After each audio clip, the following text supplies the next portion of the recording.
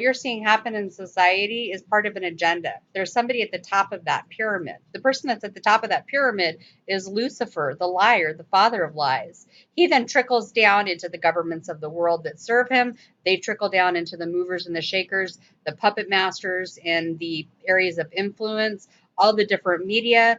Those people trickle ideas down into the magazines and the resources to get into the hearts and the minds of the parents and the children. And there is this whole top down agenda of helping to facilitate a major change within society that comports to the very theology and reality and religious constructs that are found within Satanism, are found within, which is a religion, friends, within New Age, within Kabbalah, within Hinduism, many other tenets. So let's listen, because people need to know it's not a strange thing when you point a finger and go, Billie Eilish has a penis.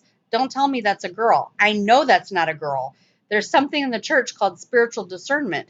And there's something inside of you that goes, what I'm being told in the outside wrapper does not match with the instinctives of what is available when you consider that a religious shift is being propagated from the occult onto the masses to erect a change.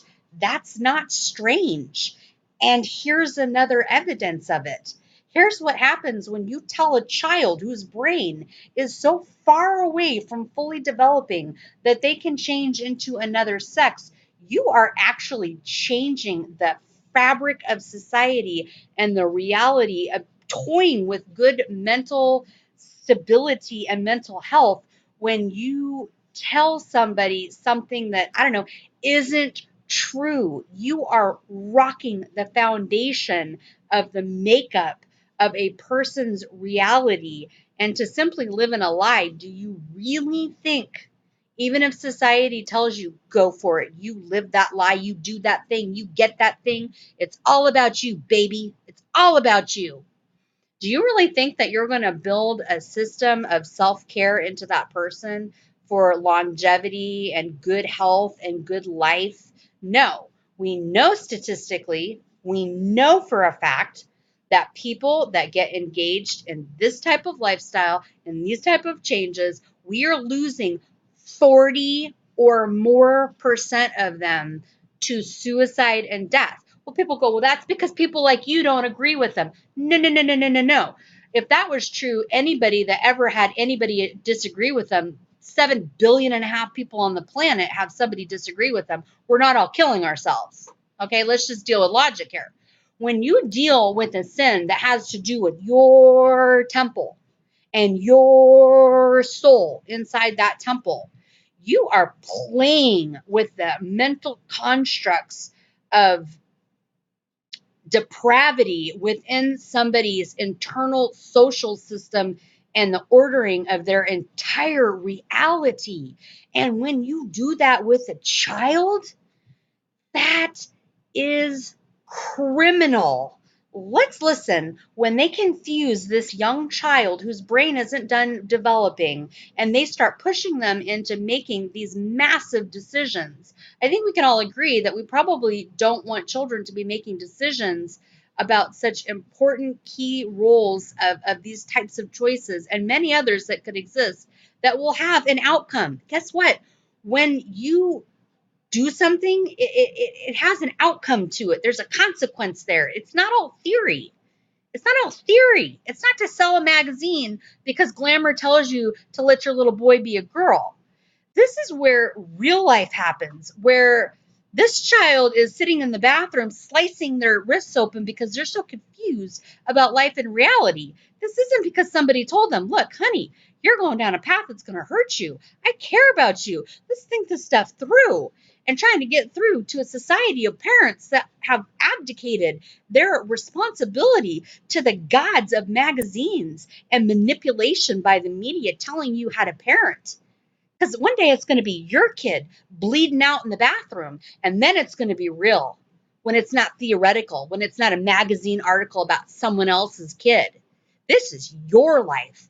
How dare you abdicate that responsibility to a group of people above you that have no role in what actually happens when the rubber meets the road, when life actually happens, and they have been telling your kid in books, movies, television, magazines, all areas of media, this stuff and everything else, that this is a good choice and decision, this will benefit you, you will finally get that hole in your heart filled. You will be happy. You will get the attention you want. You will get this, that, and the other. They do that and then see what happens. They prove it out to their own internal witness of empirical evidence. I didn't get that hole filled. Dang it.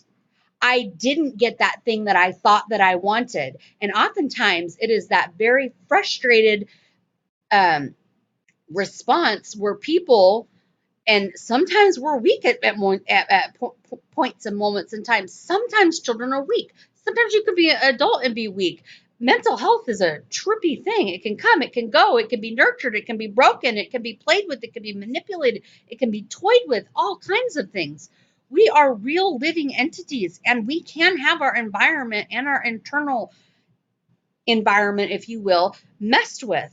So we need to do something when you have an entire society manicuring the children and even adults into something that once they procure these actions forward to change, there may be consequences that won't allow for change. When your kid's choking on a fifth of bourbon, drowning in the bathtub because they realize society straight out lied to them. They didn't get that thing that society promised them.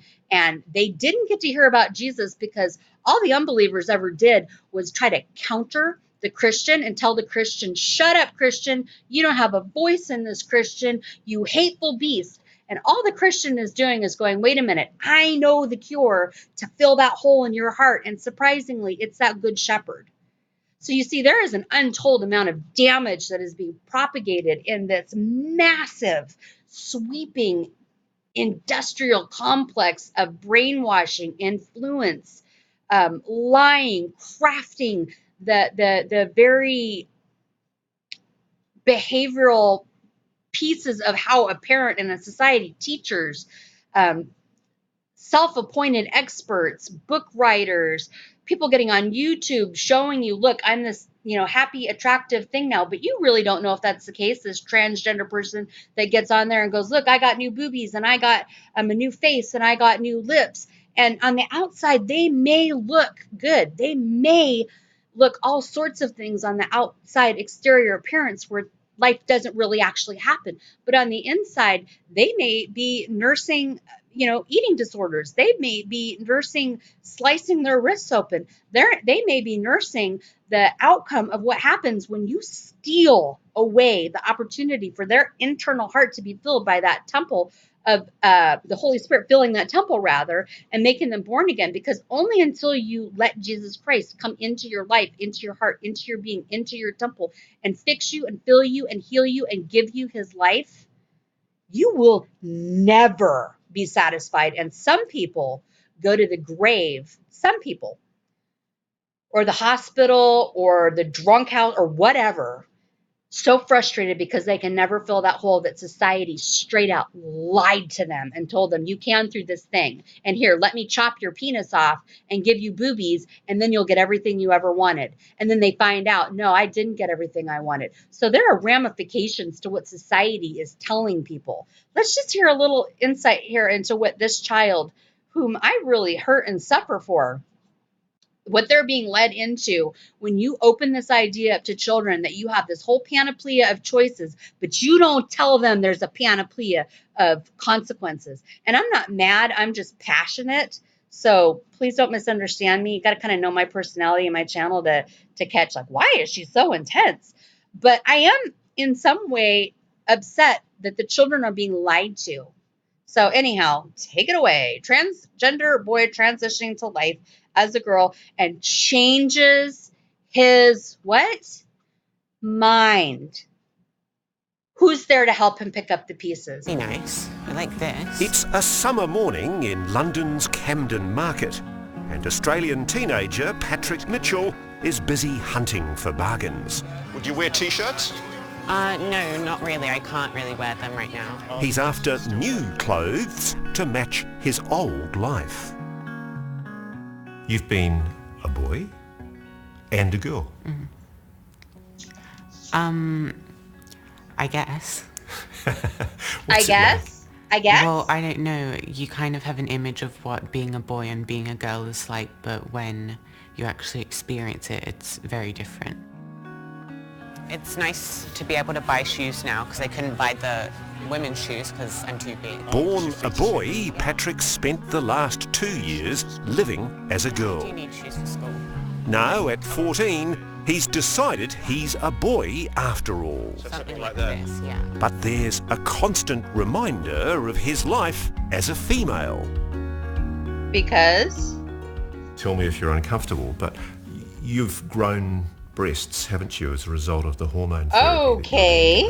Yeah, so I just started developing like a girl would, and which was the thing that I wanted at that time, but now that's not so helpful. Okay, whoa, wait a minute. That is so valuable what he just said. Did you just check out what he said? He said getting breasts, so they pump you full of hormones, right? And then you start developing. He said that thing that I wanted at that time, I got, but now I don't want it. Now I've changed my mind. So, do you mean that surgery now has to happen in order to further mutilate? And this is a child. This is a child.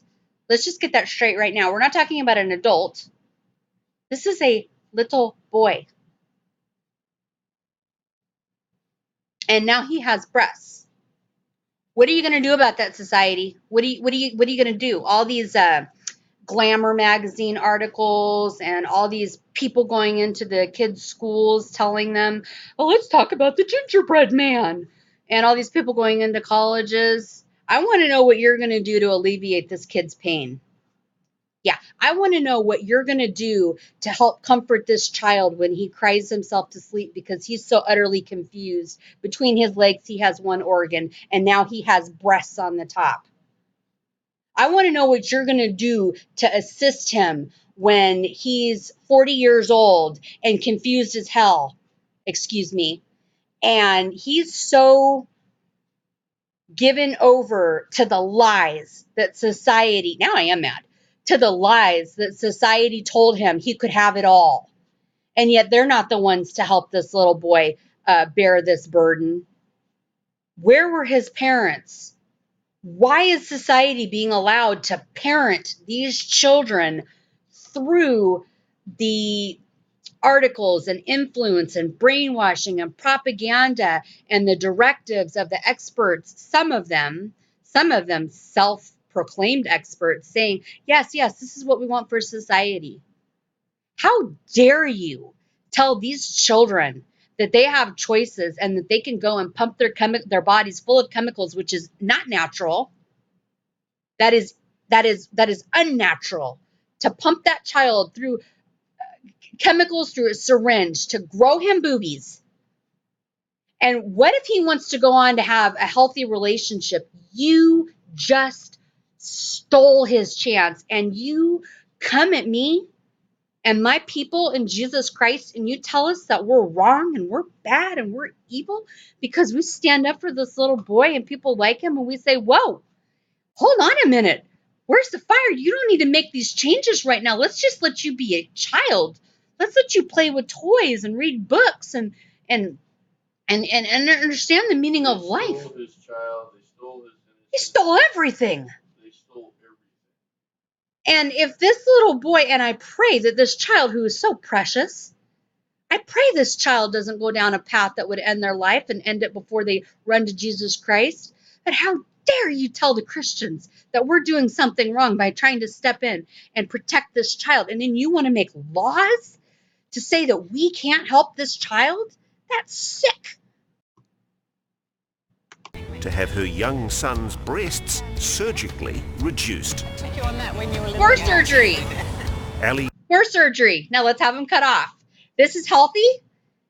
No. wants to warn other parents what can go wrong when doctors misdiagnose a child as transgender. Yeah, my husband just said the more chances that they sit there and cut and snip on his body, pumping chemicals, do this, do that, augment this, cut this out. your chances of getting cancer and other types of infections, other types of consequences goes up. Now the mom wants to warn you, hey, don't do what I did. Maybe we should listen to her and these people that have some experience. You Maybe think? she should have listened to some Christians before she let her child Alter their whole way of life now. Did he have the other removal surgery? No, just he grew boobies. That's bad enough. Anyhow, thank you.